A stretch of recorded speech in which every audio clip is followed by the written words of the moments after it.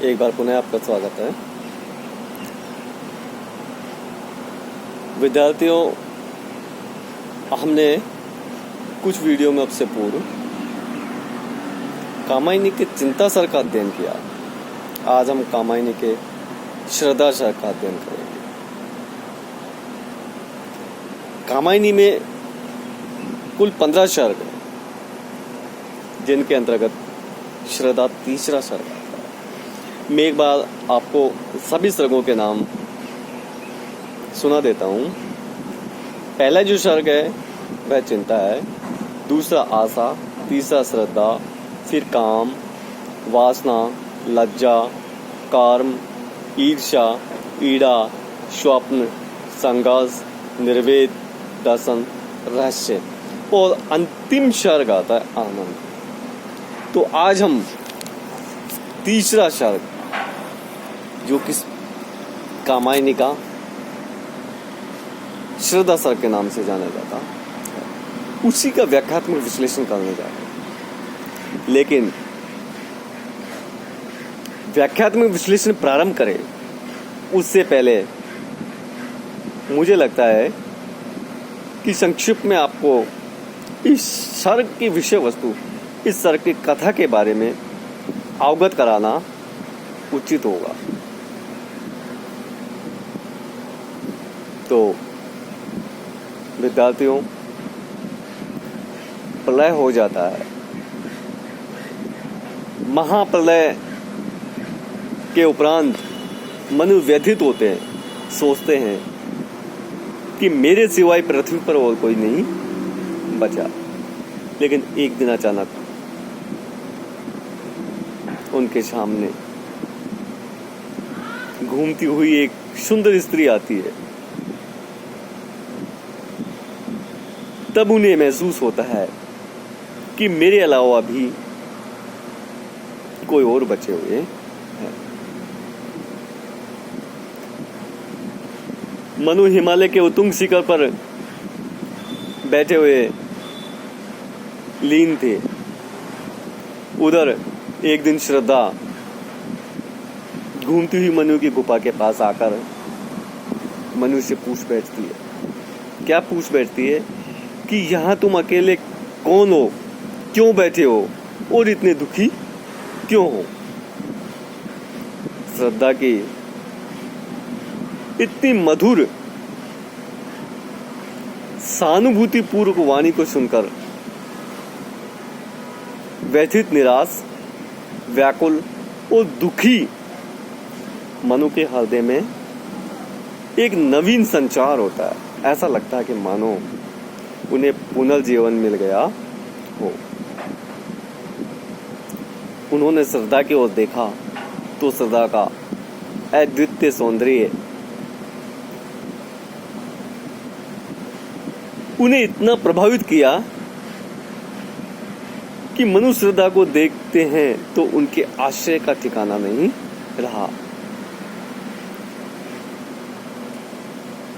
श्रद्धा को वे बताते हैं कि वो बहुत ही दुखी और निराश प्राणी है, क्योंकि उनका सब कुछ स्वाहा हो चुका है, अर्थात सब कुछ नष्ट हो चुका है। मनु का परिचय प्राप्त लेने के उपरांत श्रद्धा अपना परिचय मनु को देती है कि वो गंधर्व देश में ललित कलाओं का ज्ञान सीख रही थी, क्योंकि उनको ललित कलाओं के बारे में या ललित कलाओं से बड़ा प्रेम था और इसी हेतु की सिद्धि के कारण वो गंधर्व देश में ये सीखा करती थी।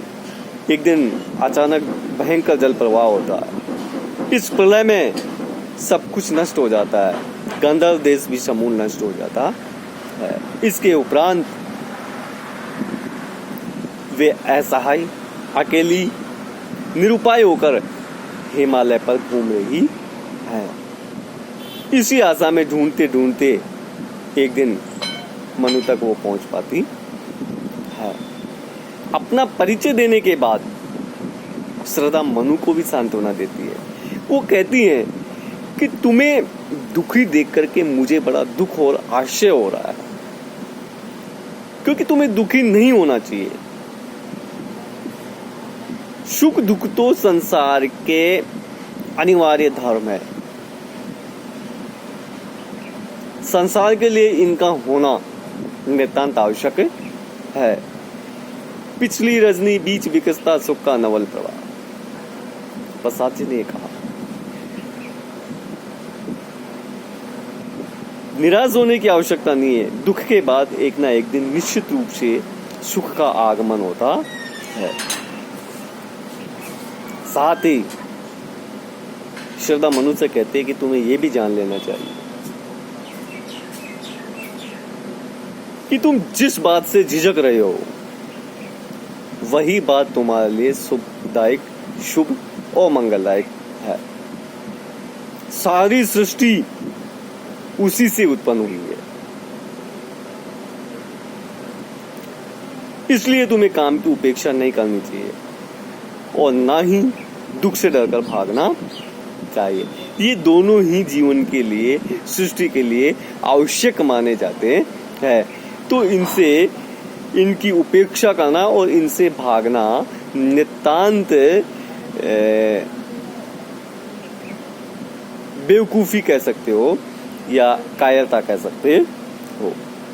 ये दुख तो दिन और रात की तरह आते हैं, वो चले जाते हैं। श्रद्धा के इन वचनों को सुनकर के मनु के हृदय में धैर्य नहीं हुआ तो श्रद्धा ने क्या कहा, कर्म की महत्ता का प्रतिपादन किया और मनु को आगे बताती है जीवन में निराश होने की आवश्यकता नहीं, सदैव कर्मरत होना चाहिए, जिससे कि जीवन हमेशा उन्नति की ओर जाए, उन्नत बनता जाए। तुम्हें कर्म से नहीं झिझकना चाहिए, क्योंकि तुम्हें कर्म में रत होकर के नई सृष्टि का निर्माण करना चाहिए। मैं तुम्हें विश्वास दिलाती हूँ कि मैं हमेशा तुम्हारे साथ रहूंगी और तुम्हारी सहायता करूंगी। इस प्रकार सदा मनु को कर्मशील बनने के लिए उत्साहित करती है। अब देखिए, कौन तुम संस्कृति जलनिधि तीर तरंगों में फेंकी मणि एक, कर रहे निर्जन का चुपचाप प्रभा की धारा से अभिषेक। मधुर विश्रांत और एकांत जगत का सुलझा हुआ रहस्य, एक करुणा में सुंदर मौन और चंचल मन का आलस्य। सुना ये मनु ने मधु गुंजार मधुकरी का सा, जब सानंद किए मुख नीचा कमल समान, प्रथम कवि का जो सुंदर छंद। एक झटका सा लगा सहस, निरखने लगे लुटे से कौन, गा रहा ये सुंदर संगीत।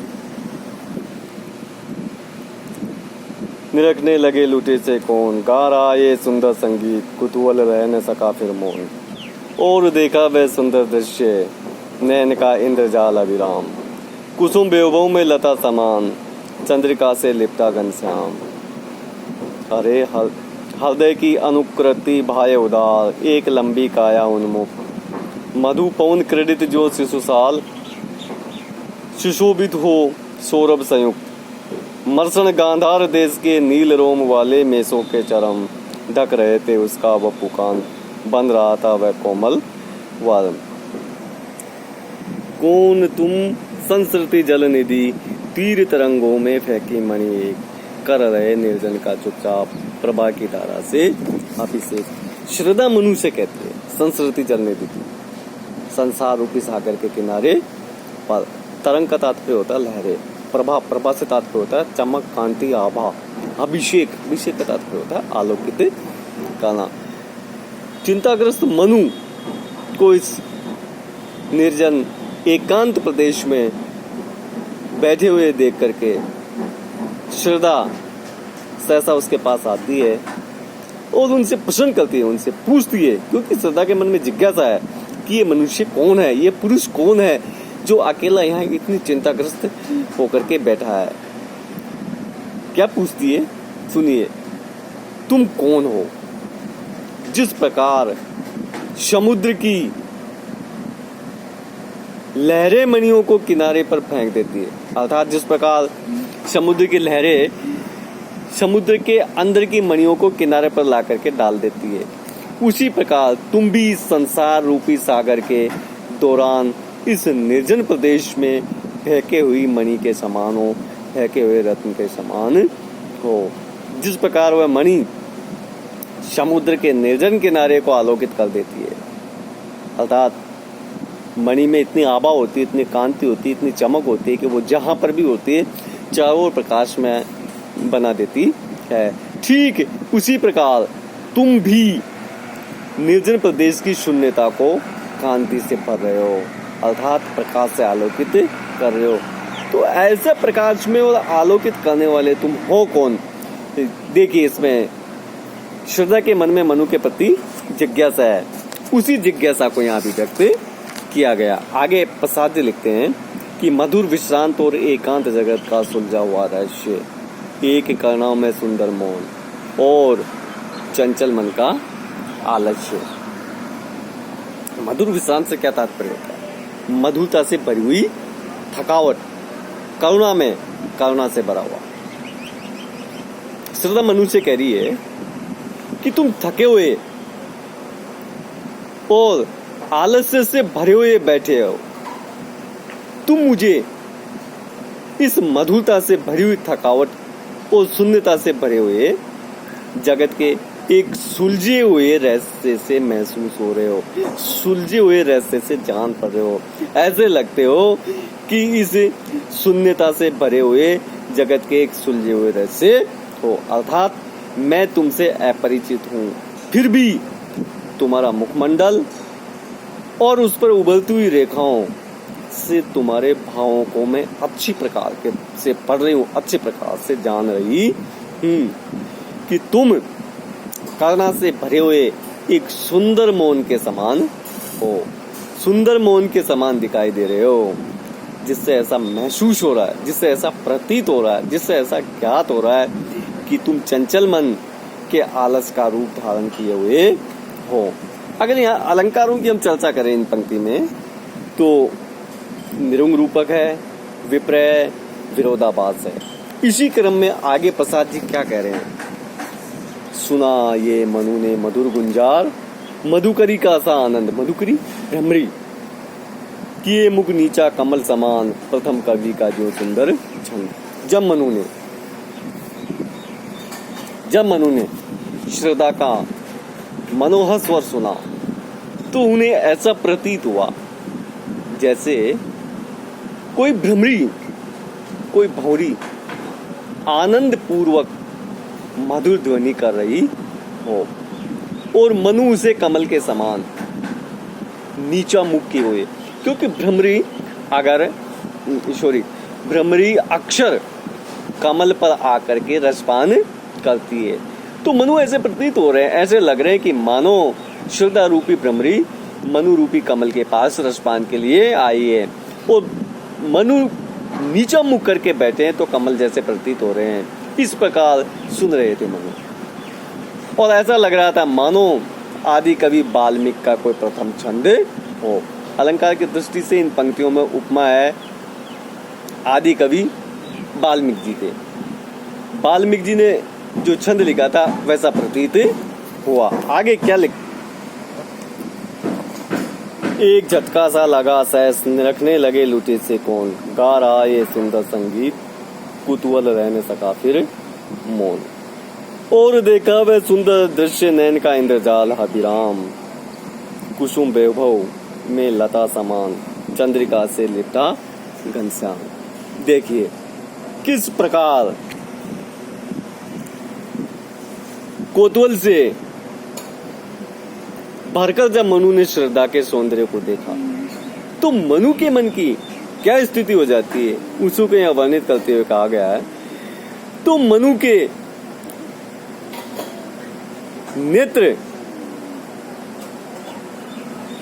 इस प्रकार आकर्षित हो गए कि ऐसे लगा कि मानो कोई मनोहर जादू चल गया हो। श्रद्धा उन्हें ऐसी प्रतीत हुई जैसे फूलों से लदी हुई कोई बेल हो, कोई लता हो, अथवा बादल चांदनी से लिपटा हुआ हो, या फिर ऐसे लग रही थी मानो कोई बेल या बादल चांदनी से लिपटा हुआ हो। और उनकी वाणी थी जब उसको मनु ने सुना और उसके अपरिचित सौंदर्य को देखा तो ऐसा प्रतीत हुआ जैसे उसका लंबा शरीर भी उसके हृदय की अनुकृति हो।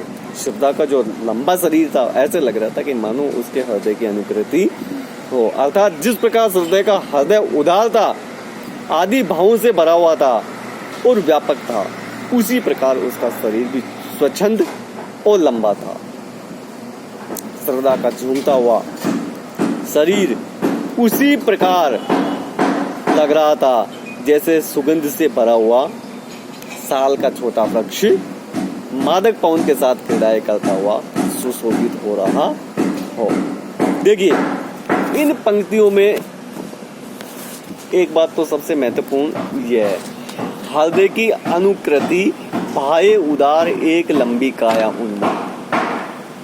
यहाँ कवि ने आंतरिक और बाह्य दोनों प्रकार के सौंदर्य का या दोनों प्रकार के गुणों को स्पष्ट किया है।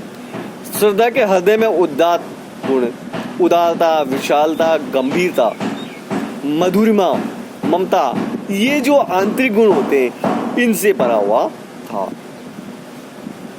इसीलिए ये हृदय पक्ष का प्रतीक माने जाते हैं। और दूसरा बाह्य सौंदर्य तो किस प्रकार के उनका मुख, किस प्रकार के नेत्र, किस प्रकार का शरीर सौष्ठव, ये सब बाह्य सौंदर्य के अंतर्गत आते हैं। मधुपौन क्रेडिट जो शिशुसा अल में उपमा अलंकार है। देखिए, मृषण गांधार देश के नील रोम वाले मेसों के चरण ढक रहे थे उसका वपुकांत, बन रहा था वह कोमल वाल। और मिश्र का मतलब होता है कोमल चिकने, मिश्र से तात्पर्य होता है कोमल चिकने। गांधार, गांधार देश। मेष, मेष का मतलब होता है भेड़। चर्म, चमड़ा। कांत, कांत का मतलब होता है चमक, आभा, देदीप्यमान। वपु, वपु का तात्पर्य होता है शरीर। और वर्म का मतलब होता है कवच। श्रद्धा का देदीप्यमान, आभा वाला, कांतियुक्त शरीर गांधार देश के नीले रोम वाले भेड़ों की चिकनी खाल से ढका हुआ था। अर्थात श्रद्धा ने गांधार देश के नीले रंग के भेड़ों की चिकनी खाल का वस्त्र पहन रखा था।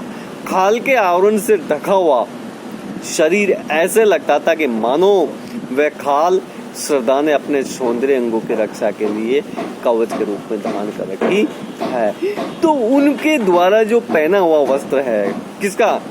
चर्म का बना, वो भी श्रद्धा के शरीर से इस प्रकार मिल गया था कि वो बड़ा आकर्षक प्रतीत हो रहा था।